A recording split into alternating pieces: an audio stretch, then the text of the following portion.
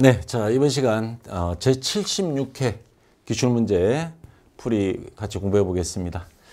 76회가 합격률을 보면 56.69%, 거의 57% 가까이.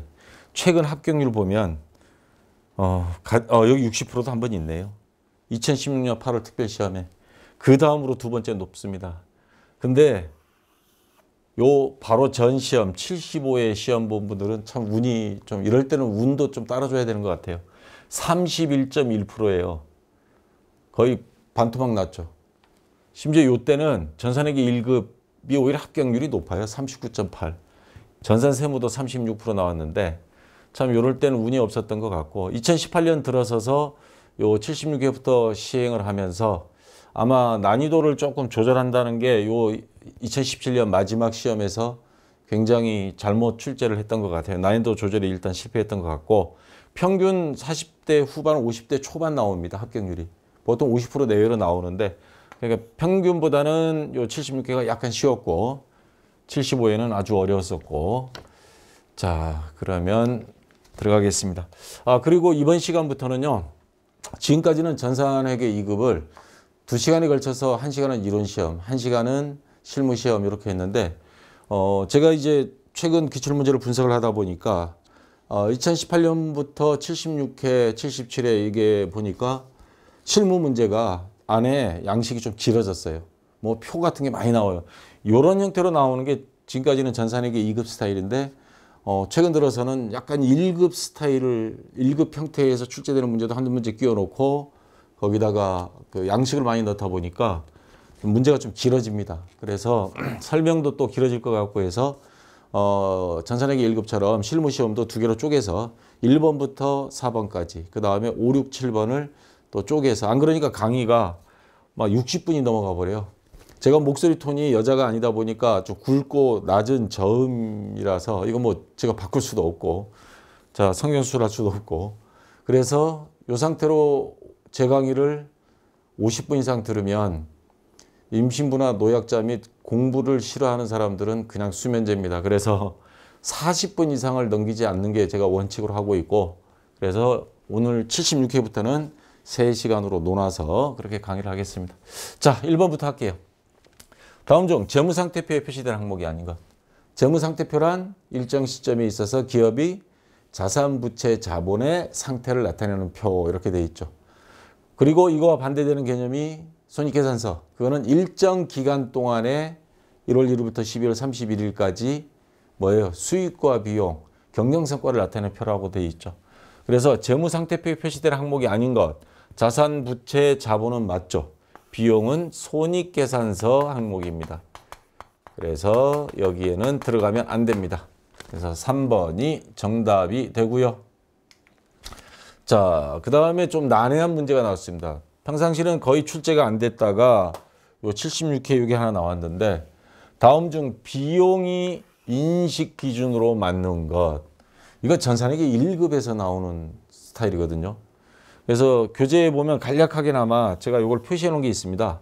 교재 167페이지를 참조해서 거기 가면 재무상태표 작성 기준, 손익계산서 작성 기준에서 손익계산서 작성 기준 안에 보면 수익과 비용이 대응 원칙이라고 있습니다. 이게 무슨 말이냐 하면 수익과 비용은 그 발생 원칙에 따라 명확하게 분류하고 어떻게 분류하냐면 자 매출액, 그 다음에 매출원가, 그 다음에 판매비와 관리비, 그 다음에 영업의 수익, 영업의 비용 이렇게 딱딱 항목별로 구분하라는 소리입니다. 그리고 각 수익 항목과 이에 관련되는 비용 항목을 대응 표시해라. 그래서 우리 손익계산서 보면 왼쪽에 비용, 오른쪽에 수익.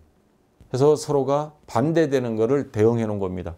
또 위아래도 보면 매출액, 순매출액, 마이너스 매출원가 해서 손익계산서에 보면 이렇게 나와 있습니다. 그래서 이렇게 구한 게 바로 매출총이익이다. 손익계산서 가보면 이런 형태로 순서대로 쭉 돼 있습니다. 여기서 다시 판매비와 관리비 빼고 영업의 비용, 영업의 수익 더하고 빼고 이렇게 하는데 이렇게 서로가 대응하거나 또는 수익 비용이 대응하도록 하는 게 수익과 비용이 대응 원칙입니다. 그 다음에 그 바로 전 페이지 166페이지 가보면 재무상태표 작성 기준에 가보면 뭐 총액주의, 생략하지 말아라, 구분 표시해라. 이건 손익계산서나 재무상태표 다 똑같습니다. 그 다음에 유동성에 따라서 배열해라. 현금화가 빠른 것부터. 그래서 유동자산, 먼저 비유동자산 이런 식으로 하듯이 자, 이거는 재무상태표에 대한 거고 비용이 인식 기준으로 맞는 거는 수익 비용에 대응돼야 된다라는 원칙입니다. 그리고 비용과 수익 같은 경우는 그 발생 또는 수익을 얻어야만이 그래서 실현됐을 때 수익으로 본다. 뭐 이런 원칙도 있고요. 자, 이렇게 대응돼야 된다는 거. 자, 2번이 정답이 되겠습니다. 그 다음에 3번.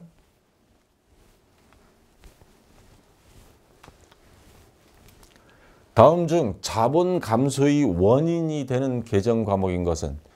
자, 우리 자본 개념이 뭐예요? 자산에서 부채를 빼면 자본이죠. 여기서 자산은 내가 식당을 운영한다. 우리 식당 총 자산. 근데 여기서 은행 대출 받은 게 있어요. 빚을 빼요. 그럼 순수한 내 돈. 그래서 뭐 자본 잠식 이런 거 있죠. 장사가 계속 안 되다 보면. 그래서 자본은 다른 말로 자기 돈이에요. 순수한 자기 돈. 그리고 장사가 잘 될수록 자본은 점점 많아지죠. 지금 개인 회사입니다. 개인 회사는 이익이 생기면 전부 사장님이 먹어요. 손실이 나도 사장님이 책임지고 직원 보고 같이 책임지자고 할 수는 없죠. 그래서 자본 감소의 원인이 된다라고 하는 건 적자가 난다는 거고 뭐가 많아진다는 거? 비용이 많아진다는 거고요. 수익이 많아지면 반대로 수익이 많아지면 자본금, 자기 돈은 점점 커집니다. 그래서 개인 회사는 이익이 생기면 사장님이 다 먹죠. 자본이 늘어난다 이 말이에요.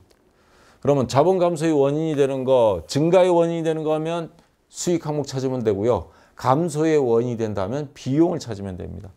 상품 매출, 이건 수익이죠. 이자 수익, 은행에 저금해 둔 거, 이자 붙은 거, 이자 수익, 수수료 수익, 다 수익 항목입니다. 상품 매출 원가, 매출 원가는 비용이죠. 그래서 4번이 정답이 되겠습니다. 요거 애매하면요. 이런 시험 볼 때도 계정 과목 및 적요 등록 감독관 확인 번호 시작할 때 불러줍니다. 그러면 그거 가지고 프로그램 실행해서 계정 과목 및 적요 등록을 항상 켜놓으세요. 그리고 뭔가가 헷갈린다. 컨트롤 F 뒤에 가서 설명할 겁니다. 실무 시험에. 컨트롤 F 누르면 F가 파인드의 약자입니다. 찾기입니다. 찾기. 그래서 상품 매출원가, 매출원가 이렇게 딱 쳐보면 이게 비용인지 수익인지 다 나타나요. 그걸 여러분들이 이런 것들 참고로 헷갈리면 시험 때 긴장하면 찾으면서 컨닝하면서 하면 됩니다. 그래서 4번이 정답이고요. 자, 4번 문제. 다음 자료에서 설명하는 자산은 어떤 자산이냐? 자, 정상적인 영업 과정에서 판매를 위하여 보유하거나 판매를 위해서 보유한 자산. 자, 어느 정도 힌트는 나왔죠? 생산 과정에 있는 자산 및 생산 또는 서비스 제공 과정에 투입될 상품이나 원재료 또는 제공품, 제품 뭐 이런 것들이 있습니다. 형태로 존재하는 자산, 재고자산이죠. 자, 나머지는 여기하고는 전혀 연관성이 없습니다. 그래서 1번이 정답이 되고요. 자, 이런 형태의 문제가 조금 나왔습니다. 다음 중 계정이 증가, 감소, 발생, 소멸을 나타내는 것으로 잘못된 것. 자, 이런 문제 풀 때 요령은 외상매입금은 자산, 부채, 자본, 수익 비용 어디에 들어가죠? 부채죠. 부채는 증가가 어디예요? 우리 거래입 판례에서 결합관계. 그거는 암기해야 된다 그랬죠. 일종의 구구단이니까. 부채의 증가는 오른쪽입니다. 감소는 반대로 이쪽. 예수금도 부채예요. 증가, 감소. 그 다음에 수수료 수익 먼저 하겠습니다. 수익이 발생 어느 쪽이에요? 발생, 대변. 발생했다가 취소되는 경우가 있습니다. 간혹 가다가 수익 비용이 이연미 예상하면서 올해 거냐 아니냐 따지면서 취소시켜 버립니다. 소멸이라 그럽니다. 취소 또는 소멸. 자, 이거 맞고요. 비용은 반대죠.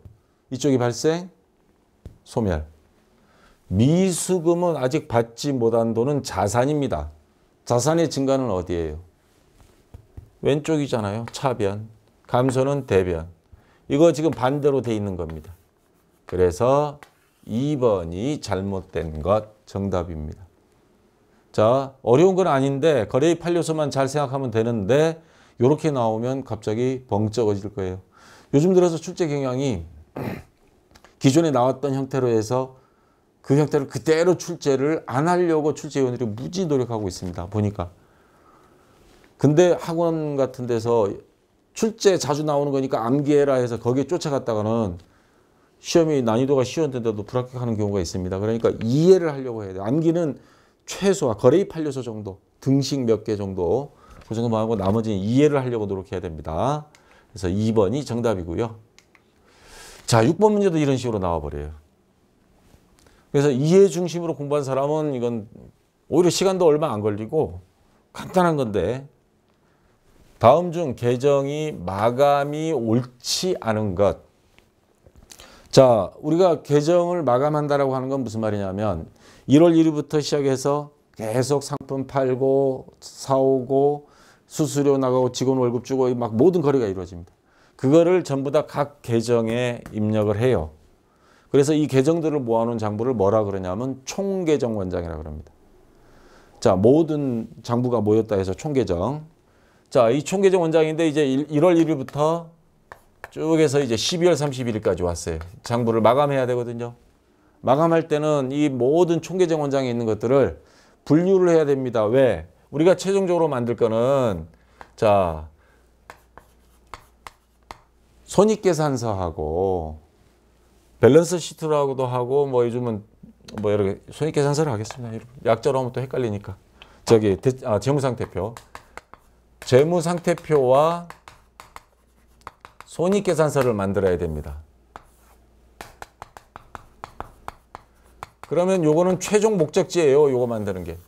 근데 이 중간 과정에서 야, 이건 맞았나 틀렸나 좀 불안하다. 한번 집계를 내보자 해서 만드는 게 재무상태표에 갈 거를 만드는 게 2월 시산표라는 거를 하나 만듭니다. 2월이 뭐의 2월이냐? 차기 2월. 이게 약자예요. 자산부채 자본은 내년 돈 쓰다 남은 거 내년에 또 써야죠. 상품 팔다 남은 거 아까 재고자산 내년에 또 팔아야죠. 자산과 부채, 빚, 외상값 아직 못 갚은 거 내년에 또 갚아야 돼요. 그래서 자산부채 자본은 내년 장부로 넘어간다 해서 2월 시산표인데 요게 검산해봤던 이상 없어. 그러면 요거 그대로 재무상태표로 바뀌고 손익계산서 항목은 손익이라는 손익 해서 비용과 수익 항목을 여기다 다 모읍니다. 그래서 집합손익계정이라고 그럽니다. 모아놨다 해서. 그래서 이렇게 모아서 당기순이익 구해보고 이상 없으면 이게 그대로 손익계산서가 됩니다. 그래서 예비적으로 이렇게 가결산하는 거를 우리가 2월 시산표 또는 손익계정, 집합손익계정 하는데 자, 그러면 여기서 보세요. 임대료 수익, 이자 수익, 보험료, 수익 비용입니다. 얘네들은 어디로 넘어가야 돼요? 수익과 비용은 전부 다 요 손익계정으로 갑니다. 마감할 때. 그래서 보면 수익은 이쪽에 손익, 비용은 이쪽에 손익해서 이쪽으로 넘어간 겁니다. 자, 근데 문제는 비용이니까 차변에 있는데 왜 여긴 대변의 손익이라고 적어요 하면 이것까지 이제 거꾸로 거슬러서 다 이유가 있습니다. 모자란 쪽에 적어서 가다 보면 이쪽으로 가요. 그거까지 이 시간에 강의하긴 그렇고 앞에 이론 강의 좀 보시고 전기하는 거 그거 보시면 됩니다. 자, 이렇게 수익과 비용은 손익계정으로 넘어가니까 여기 전부 손익 나온 거고요. 미수금은 자산이에요. 자산은 어디로 넘어가야 돼요? 2월 시산표 갔다가 재무상태표로 갑니다. 그러면 손익으로 갈 게 아니고 차기 2월 적어야 됩니다. 그래서 장부를 마감시키고 얘는 이제 퉁쳐서 없애고 요 금액은 어디로 가느냐? 자산이면 2월 시산표 차변으로 갔다가 재무상태표 차변으로 넘어갑니다. 자, 요렇게 하기 위해서 마감하는데 이게 자산이니까 2월 시산표, 차기 2월, 그 다음에 내년도 가면 1월 1일 되면 전기 2월 이렇게 표시할 건데 여기다 손익이라고 돼 있는 건 이건 수익 비용일 때나 적는 거예요. 그래서 이게 잘못된 겁니다. 그래서 4번이 정답이 되는 겁니다. 자, 요거 잘 생각하셔야 됩니다. 자산부채 자본은 정리하면 자산부채 자본은 차기 2월로 가야 된다. 2월 시산표로 가야 되고 수익 비용은 손익 계정으로 넘어갈 거니까 손익이다 해서 마감시키는 겁니다. 그 계정으로 넘어간다는 뜻입니다. 자, 이게 핵심이니까 이런 형태 문제가 나오면 여러분들이 잘 보시기 바랍니다. 자, 그 다음에 이런 식으로 표들이 많이 나오는 게 최근 출제 특징입니다. 자, 7번 문제. 다음은 개인기업인 청석상자 및 총계정원장 정기 후 작성한 잔액시산표이다. 오류를 올바르게 수정 후 차변인 합계 금액은 얼마인가? 시산표 특징이 트리얼 밸런스라 그럽니다. 우리가 TB 이렇게 합니다. 약자로. 자, 이건 뭐 중요한 건 아니고요. 시산표의 특징은 일종의 검산표. 우리 프로그램에서는 1월계표. 이게 시산표입니다. 1년 단위로 보는 거는 합계잔액 시산표고요. 그냥 매일매일 보고 싶다. 아니면 한 달 단위로 아니면 일정한 기간 동안 시산표를 보고 싶다 하면 1월계표입니다. 자, 그럼 시산표의 특징은 뭐냐? 자산, 부채, 자본, 수익, 비용 다 집어넣어서 합계 금액이 일치가 돼야 지금까지 이상 없는 것 같아. 물론 100% 완벽하지는 않지만 거의 90몇 프로 장부 검산이 끝난 겁니다. 근데 얘네 지금 안 맞아요. 자, 내가 지금 장부를 작성했는데 마지막 재무제표를 만들어야 되는데 재무상태표 손익계산서 만들어야 되는데 지금 여기서 만들 수 있겠어요? 이게 뜰렸는데 뭐. 그래서 찾아야 됩니다. 퇴근 못하고 말일날 미쳐버리는 거죠. 자, 뭐가 잘못됐는지 한번 찾아보겠습니다. 현금, 자산이죠. 받을 넣음, 선급금, 상품, 외상 여기까지가 자산입니다. 자산은 우리가 재무상태표에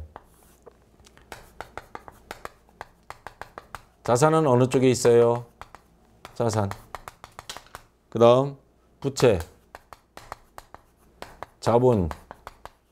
자산은 차변에 있습니다. 잔액이 차변에 있어야 돼요. 다 차변에 있어요. 여기 차변. 근데 상품이 지금 어느 쪽에 있어요? 얘는 꼭 군대에서 공문관이라 그러는데 좌양좌인데 우양 오는 애가 꼭 있어요. 이거 잘못 온 거예요. 여기로 와야 돼요. 15만 원. 잘못 간 겁니다. 위치 옮기고. 그 다음에 외상매입금, 미지급금. 예, 부채예요. 그 다음 자본.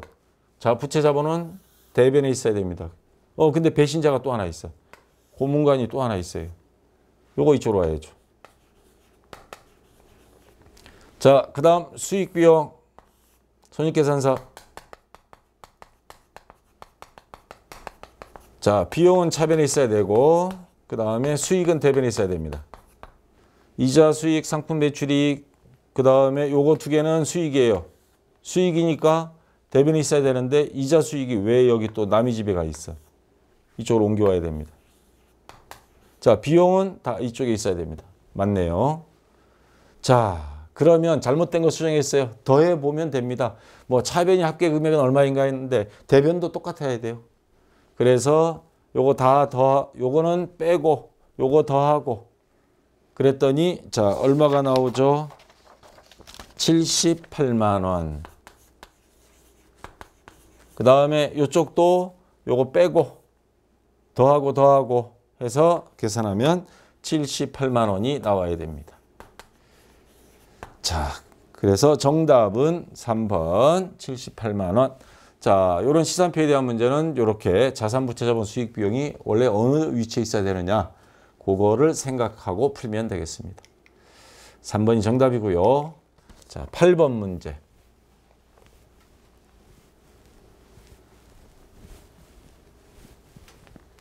다음 중 회계상 현금 계정으로 처리할 수 없는 것. 자, 좀 헷갈릴 겁니다. 은행에서 발행한 자기합수표 현금은 아무 때나 현금으로 바꿀 수 있으면 현금이잖아요. 그 다음에 배당금 지급 통지표. 이거 뭐냐면 요번에 사건 크게 났던 삼성증권.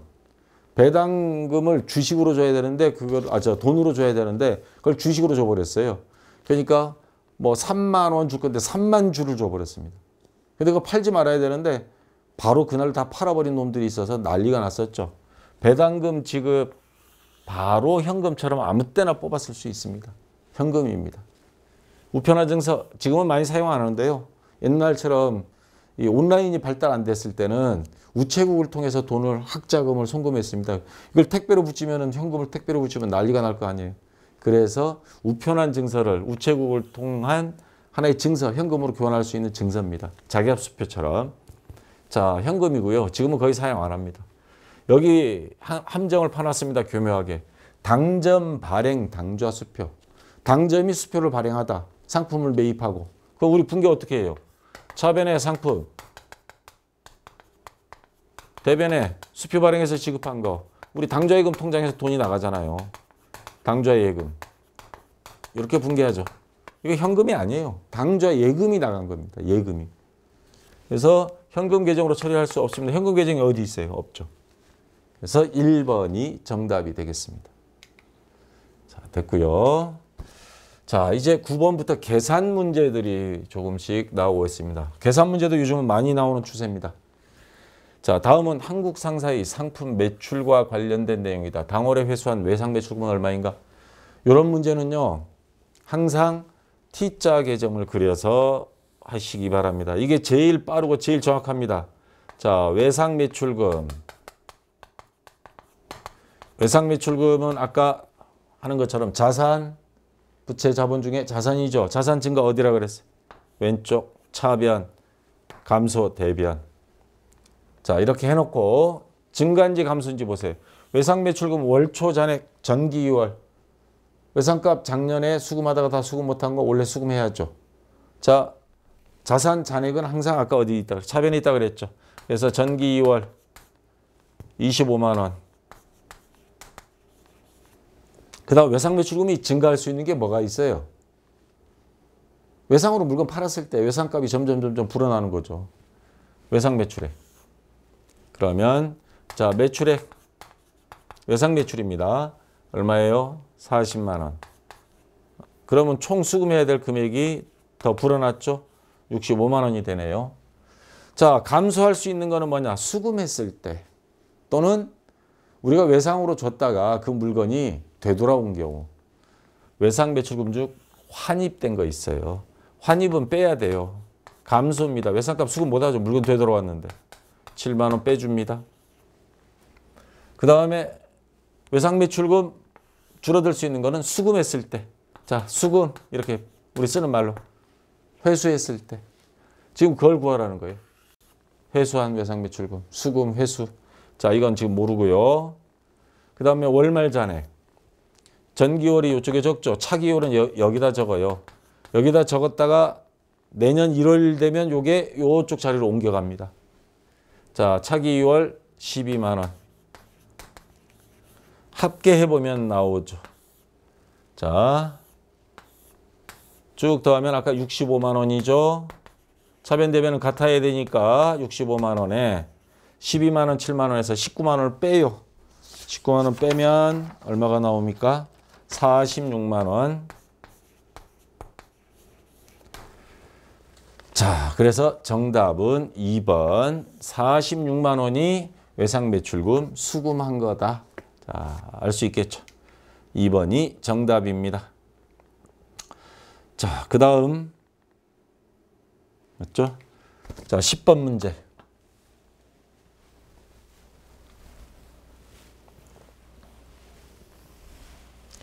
당기말 결산 후 당기 순이익은 5,000원. 자, 순이익이 5,000원 나왔어요. 결산한 다음에.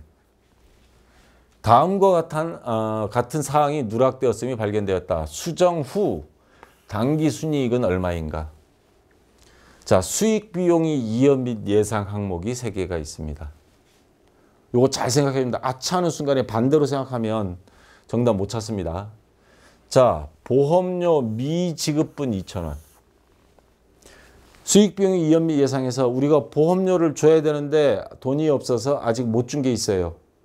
돈은 나중에 나가더라도 발생주의 원칙에 의해서 올해 거는 올해 장부에, 수익도 마찬가지. 내년 건데 올해 선불로 받은 거다. 그 올해 수익으로 잡으면 안 된다 이 말이에요. 비용도 마찬가지. 그러면 보험료를 미지급했다 하지만 올해 미지급했다는 말은 올해 보험료라는 소리예요. 올해 보험료 기록해야 됩니다. 장부상으로만. 그래서 이런 경우 분개하면 어떻게 돼요? 차변에 보험료 2,000원, 대변에 미지급 비용. 이렇게 우리가 수익 비용이 이연미 예상해서 하죠. 요거 이런 건너뛰고 그냥 바로 기출문제만 하겠다. 그렇게 해서 합격했다는 사람들이 개중에 있는데 그거 저는 좀 위험하다고 봅니다. 물론 딱 2급만 따고 난 더 이상 안 하겠다 하면 뭐 어떻게 요행이 좋으면 갈 수 있지만 1급 넘어가려면 수익 비용이 이연미 예상 이거 앞에 이론 부분 강의 반드시 잘 들어야 되고요. 자, 비용이 발생 추가해야 돼요. 요 비용을 적으면 비용을 추가시키면 수익은 자 여기서부터 적어가겠습니다. 당기순이익 5,000원이라고 그랬습니다. 여기에 비용이 추가가 됐어요. 비용이 추가가 되면 2,000원 추가됐습니다. 그럼 당기순이익은 이익은 그만큼 줄어들겠죠. 당기순이익 3,000원으로 줄어듭니다. 비용이 늘어났으니까. 자, 그 다음 임대료는 수익이죠. 선수분이에요. 수익을 먼저 받아버렸습니다. 그러면 먼저 받았던 건 이거 올해 게 아니고 내년 거를 왜 우리 집세 선불로 받는 경우 있잖아요. 그럼 이거 수익 올해 수익에 지금 장부에 기록되는데 알고 봤더니 이게 선수분이야. 2,000원은. 그럼 이건 올해 장부 수익에서 빼야 됩니다. 내년 장부의 수익으로 잡아야 됩니다. 자, 수익을 줄일 거예요. 그럼 여기서 또 1,000원을 또 빼요. 수익이 줄어들거나 비용이 많아지거나 그러면 계속 차감됩니다. 자, 이러다가 이거 이익 하나도 없겠어 이거. 2,000원까지 줄었습니다. 근데 얘가 구세주예요. 이자 비용은 비용입니다. 비용인데 우리가 먼저 지급한 거예요. 그럼 원래 장부에 이자 비용이 들어가 있는 건데 이게 선급분이야. 내년 거를 원래 미리 땡겨서 준 거야. 이거하고는 반대가 된 겁니다. 그러면 이거 이 이자 비용은 어디에 적어요? 내년 장부에 적어야 된다는 거죠. 원래 장부에는 적지 말아야 돼요. 다시 말해서 비용으로 적은 거를 이번엔 빼야 되는 겁니다. 아까하고는 반대예요. 그러면 이거는 더해줘야 됩니다. 얼마? 비용이 줄어들었어요. 그러면 이익이 늘어나죠. 3,000원. 얘마저도 만약에 마이너스면 당기순손실 1,000원 나올 뻔했어요. 그나마 다행인 게 5,000원 당기순이익이 됐습니다. 뭐예요? 그럼 결국엔 본전치기 한 거네요. 치고 받고 해서 다시 원래대로 원위치가 됐습니다. 3번이 정답이 되겠습니다. 이거 굉장히 헷갈릴 수 있는 겁니다. 그래서 수익비용 이연미 예상 이거 확실하게 이해가 되지 않으면 좀 틀릴 확률이 좀 높은 문제입니다. 자, 11번 문제. 70점 이상이 합격인데 안정권은 모의고사 볼 때 한 80점 나와야 되는데 그러려면 이론 시험에서 최소 마지노선이 10개는 맞아야 됩니다. 5개 이상 틀리면 안 돼요. 자, 계산 문제입니다. 다음이 자료를 이용하여 당기순이익을 계산하면 얼마인가? 자, 요거 여러분들이 헷갈리면요. 참고로 뭐를 보냐면 손익계산서 있습니다. 거기 K랩 프로그램 안에 손익계산서에 요 순서가 다 나와 있습니다. 요 순서대로 물론 이렇게 똑같이 나오진 않고 막 밑으로 내리면서 봐야 돼요. 요걸 참고로 여러분들이 문제 풀이하면 됩니다. 아니면 요 정도는 순서 암기해 두면 좋고요. 억지로 암기하라고는 안 하겠지만 자, 매출액 여기서부터 적어볼까요? 800만 원. 매출원가를 계산해야 되는데 매출원가는 기초상품재고액 플러스 당기순매입액 마이너스 기말상품재고액이죠. 그래서 요거를 빼줘야 됩니다. 기초가 150만 원이에요. 그 다음에 당기상품 매입액이 400만 원. 마이너스 기말 상품 재고액 자 마이너스 250만 원. 자 그러면 매출원가가 얼마 나오죠? 300만 원. 예, 여기 마이너스 300만 원 나옵니다. 매출원가. 자 그러면 매출총이익 나옵니다. 500만 원. 자 여기에서 판매비와 관리비를 뺍니다. 판매비와 관리비 200만 원 요거 빼요. 판매비와 관리비 마이너스 200만 원. 자 빼면 영업이익이에요. 300만 원. 자 여기다가 영업의 수익 더하고 영업의 수익은 문제 없어요. 그럼 제로. 영업의 비용이 있습니다. 70만 원. 마이너스 영업의 비용 70만 원 빼요. 그러면 최종적으로 당기순이익 자 230만 원이 나옵니다. 자 그래서 정답은 2번 230만 원 되겠습니다. 자 됐고요.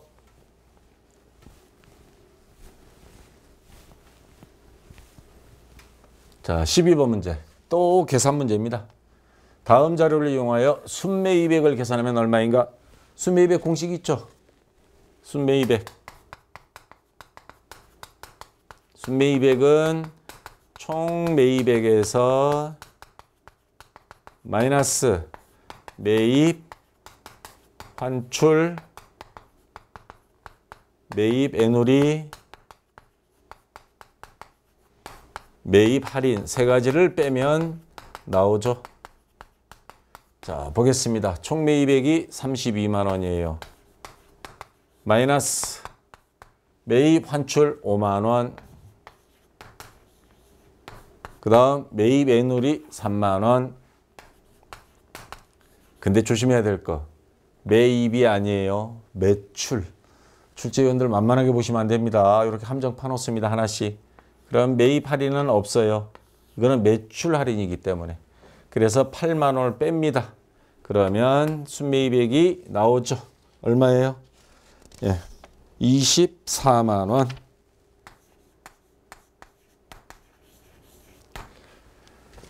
자, 그래서 정답은 3번 24만 원 되겠습니다.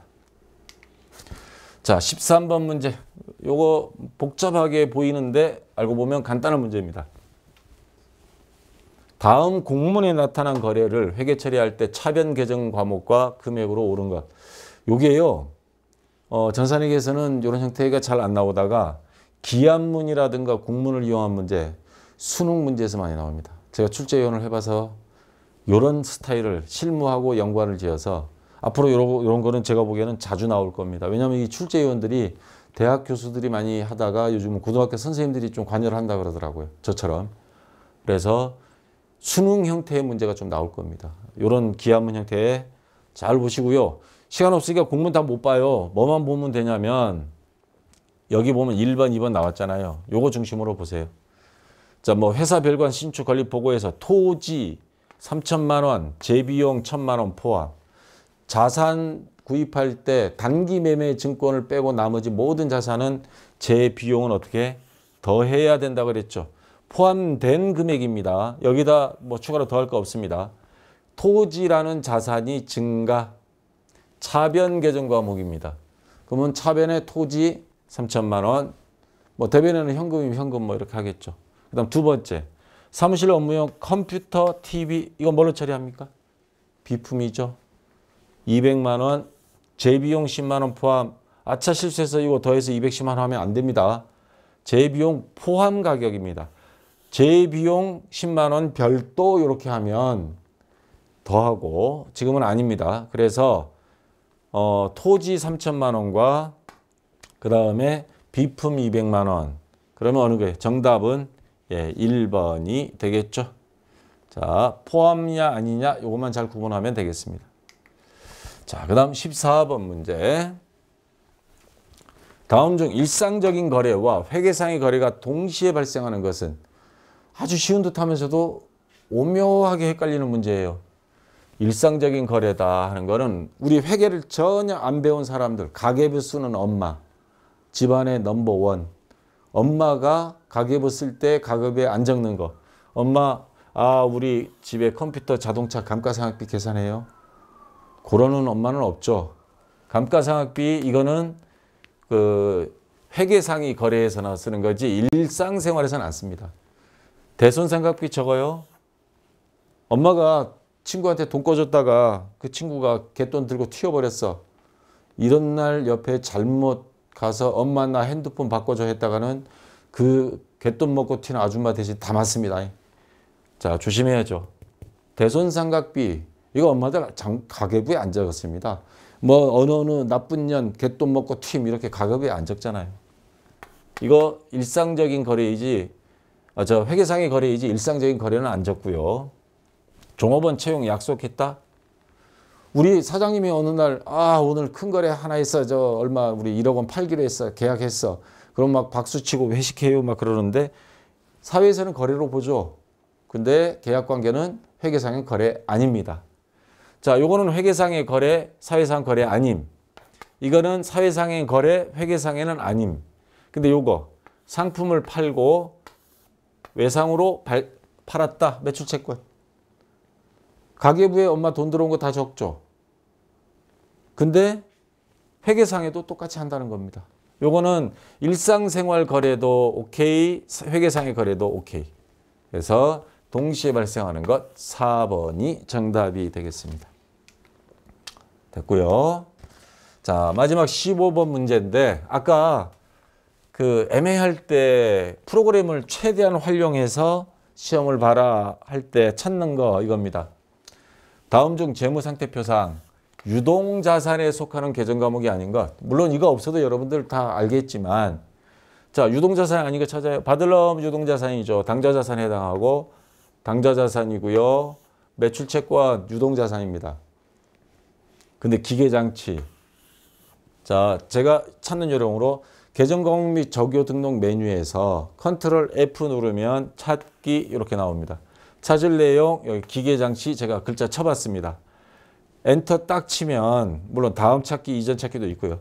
엔터 딱 치면 206번 기계장치가 이렇게 딱 떠요. 그리고 얘가 어디에 속하냐? 유형자산. 유형자산은 비유동자산이죠. 그 위에 보면 비유동자산 따로 구분되어 있습니다. 그래서 기계장치 얘가 정답이 되는 겁니다. 요거 말고도 애매한 거 있으면 요 컨트롤 F를 최대한 활용하세요. 이런 거 다 암기하려고 회계 공부하면 시간 낭비고 최대한 찾다 보면 자동으로 또 머릿속에 암기가 됩니다. 자, 그래서 2번이 정답입니다. 자, 여기까지 해서 이론은 다 끝났고요. 프로그램 설치하시고 감독관 확인 번호 보니까 56번이네요. 그리고 잠시 쉬었다가 이어서 실무시험 1번부터 같이 한번 해보겠습니다. 자, 수고했습니다.